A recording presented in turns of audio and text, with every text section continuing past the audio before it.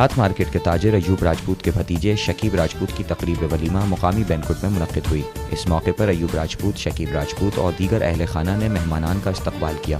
तकरीब में महमूद राजपूत, राशिद कुरैशी, मुबीन Sheikh, doctor Ayub Sheikh, Farid Ahmad, Munir Abbas, Imran Rashid, Rahman Rajput, rice Khanzada, Salman Farooqui, Asif Memon कूंचवाला, रफ़ीक कादरी, शकील खानजादा, खुरम शाह, लाला सदुल्ला खान, जावेद जलवानी, लाला न्याज खान, शफीक अहमद, एजाज शाह समेत शहर की दीगर सियासी, समाजी, ताजिर शख्सियात और राजपूत फैमिली के अरकान ने बड़ी तादाद में शिरकत की।